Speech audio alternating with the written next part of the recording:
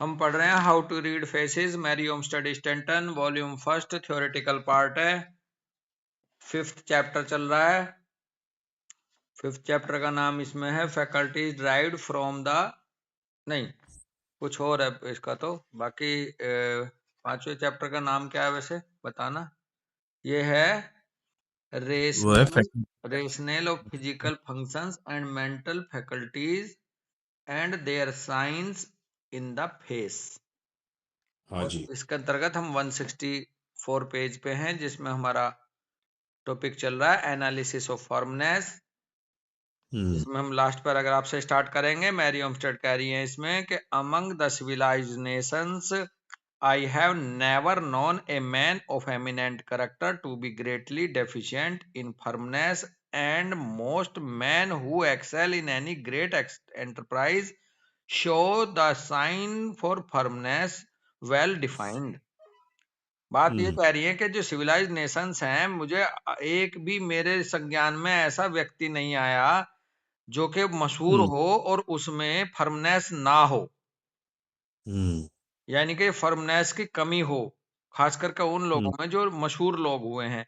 और बल्कि ये कह रही हैं कि सबसे ज्यादा जो व्यक्ति किसी भी अपने उद्यम में, किसी भी अपने बिजनेस में, एंटरप्राइज में जो एक्सलेंट था, वो उसमें देखा गया कि उसकी फर्मनेस जो है, उसके चेहरे पर sign of firmness well defined थे। बिल्कुल। इवन ग्रेट, बल्कि हाँ बड़ी अच्छी बात कह रही है। एक तो आया कि सफल इंसान में फर्मनेस है। इवन ग्रेट क्रिमिनल्स, भले ही चाहे वो क्राइम की लाइन में क्यों ना हो, जो जो क्रिमिनल था फर्मनेस वाला, वो भी महान क्रिमिनल हुआ, मशहूर।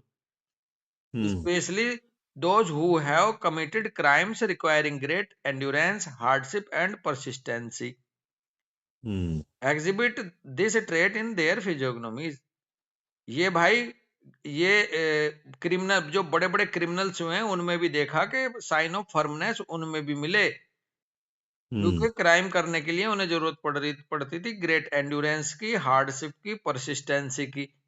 वो उनकी फिजियोग्नोमी में वहां भी दिखी। बिल्कुल कुल जी। मिलाकर फर्मनेस तो फर्मनेस थी, अच्छे लोगों की तरफ भी और बुरे लोगों की तरफ भी। अब जैसे हम बिल्कुल पीछे जी। नहीं बात कर रहे थे कि इंटेलिजेंसी तो इंटेलिजेंसी है, उसका यूज कौन कैसे करता है ये तय करेगा कि वो किधर जा रहा है, जबकि इंटेलिजेंस तो इंटेलिजेंसी है। ऐसे ही फर्मनेस तो फर्मनेस है। फर्मनेस फौजी बिल्कुल। भी हो सकता है, और और फर्मनेस एक फॉर्म और भी हो क्रिमिनल सकता है। मर्डरर भी हो सकता है, फर्मनेस वाला, है ना। और इसी को प्रफुल्ल सर ने जोड़ा था कि सिफिलिस गुड भी हो सकता है और बैड भी, और वो ऐसे ही कहा था उन्होंने भी कि भाई गुड सिफिलिस हमारे आर्मी वाले हैं जो देश के लिए, और बैड सिफिलिस वो है जो हाँ आतंकवाद बना। हाँ, मर्डर दो दो लोग इंसान को मारते हैं, फौजी भी और एक मर्डरर भी। मतलब भी। बिल्कुल। कह रहे हैं it's location is worthy our attention being close to consciousness. Hmm. उसकी जो लोकेशन है फर्मनेस की, हमारे लिए उपयोगी होती है, वर्दी होती है हमारा ध्यान खींचने के लिए। Hmm. Being close to consciousness, consciousness की तरफ हमारा अटेंशन जाता है इसकी लोकेशन के हिसाब से, फर्मनेस हम्म। के साथ में consciousness. It hmm. Assist moral effort by its stable firm fixedness और पर्पस।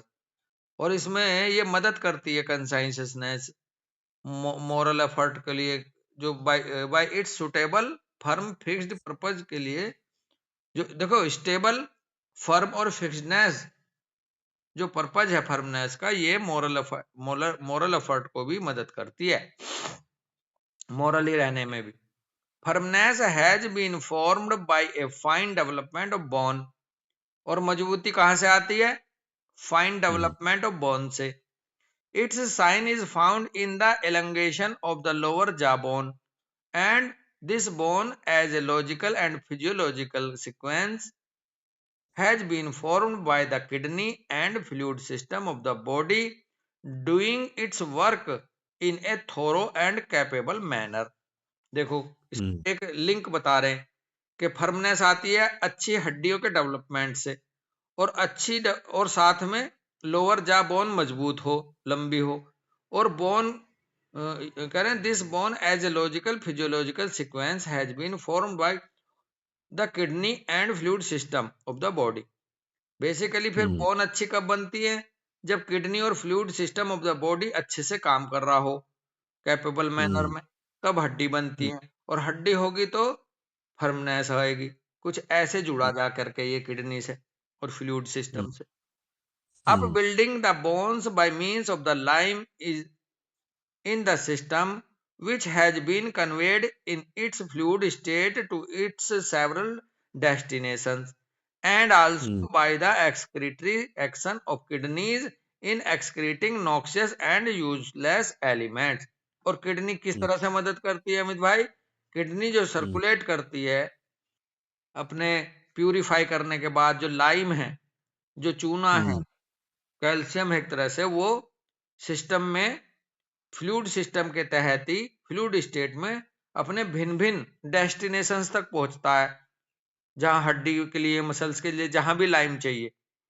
और साथ में एक्सक्रीटरी एक्शन जो किडनी का है, वो जितने भी नॉक्सियस और यूजलेस एलिमेंट्स हैं उन्हें एक्सक्रीट कर देता है।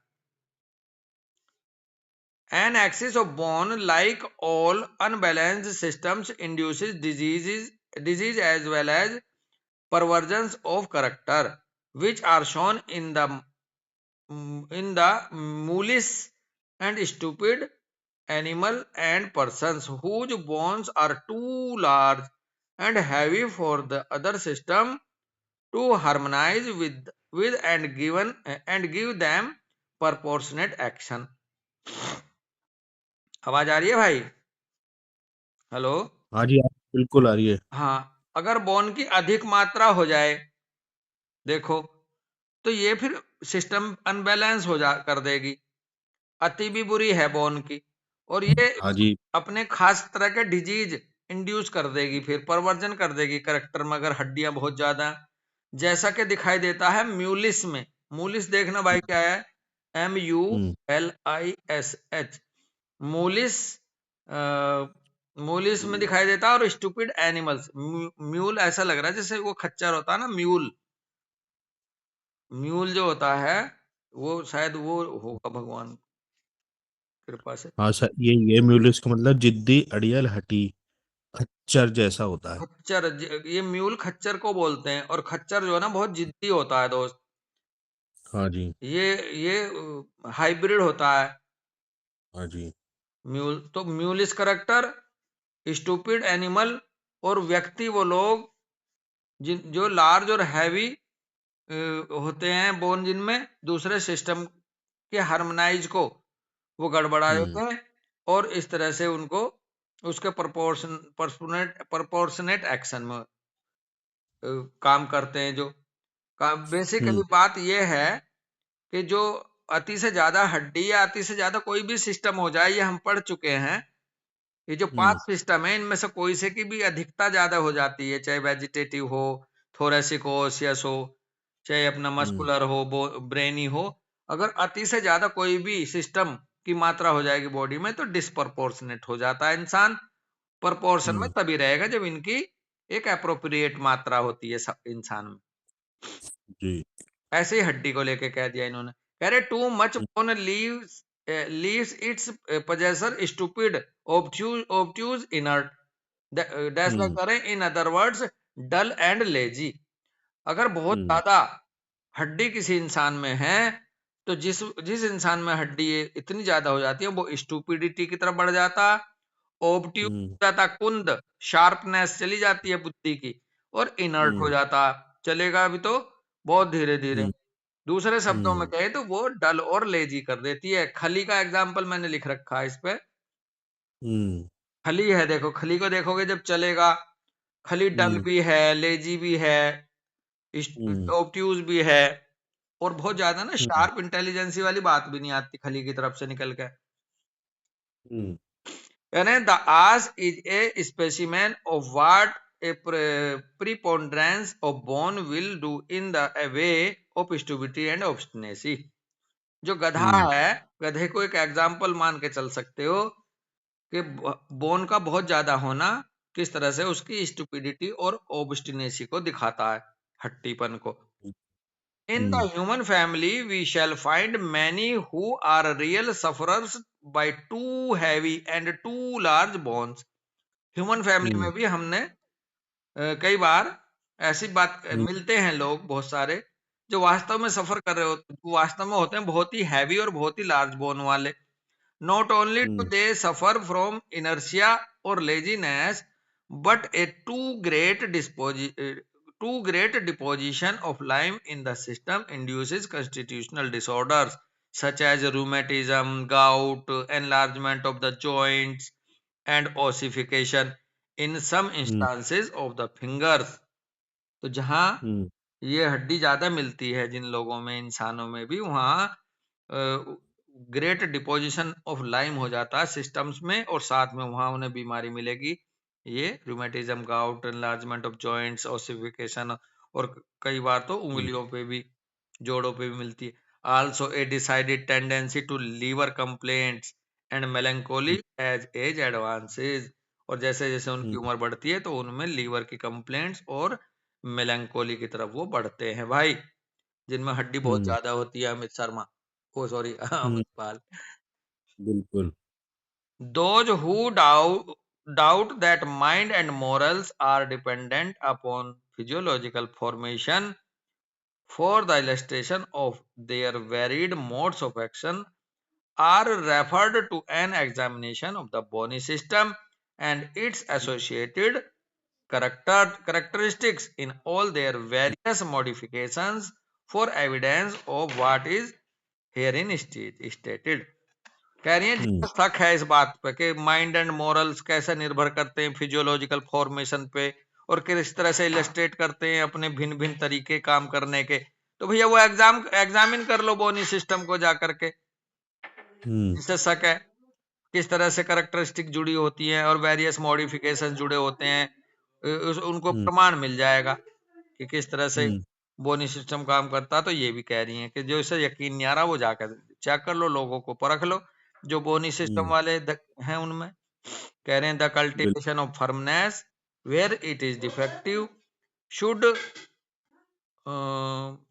should be attempted in a religious spirit with the view of improving upon ancestral inheritance and for the sake of advance his character to a balanced condition to the end that morality may be enhanced, success in business assured, and health and longevity made possible.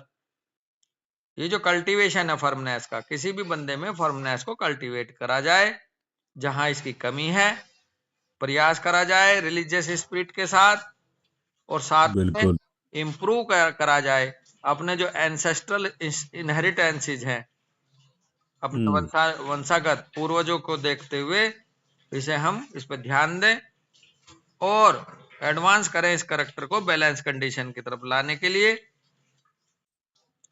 ठीक है जी.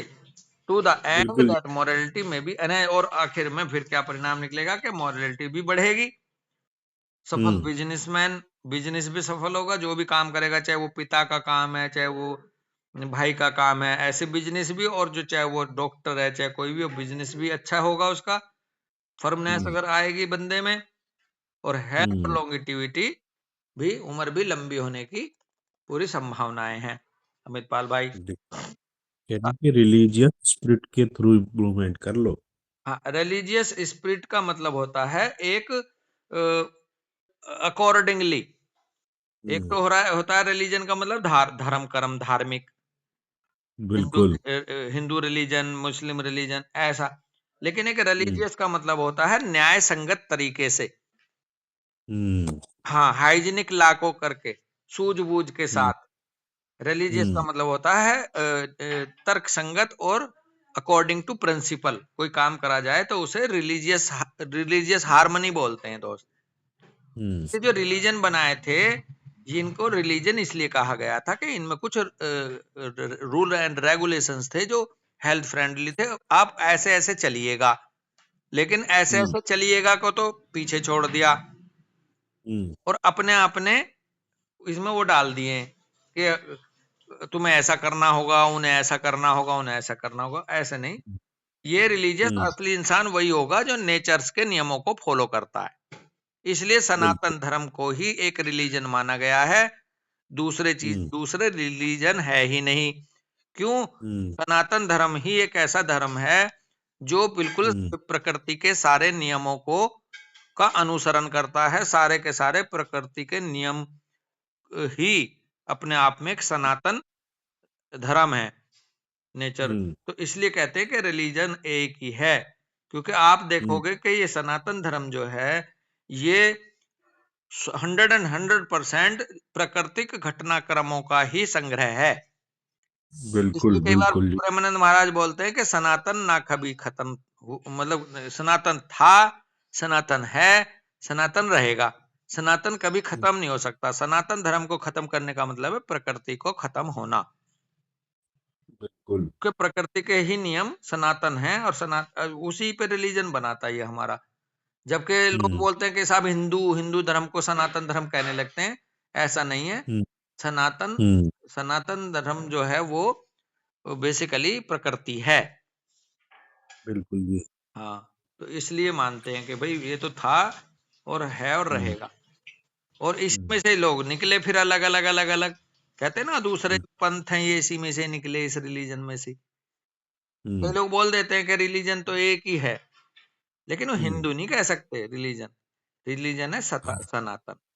हिंदू, सनातन। Hinduism भी पंथ है, इस्लाम भी हम्म, पंथ है, Christianity भी पंथ है, और दूसरे हम्म, पंथ हैं। रिलीजन केवल एक है इस हम्म, ब्रह्मांड में, वो है सनातन। बिल्कुल। तो फिर यहीं रुकेंगे दोस्त। आज भी यहीं रुकते हैं। राम राम भाई। राम राम भैया, राम राम।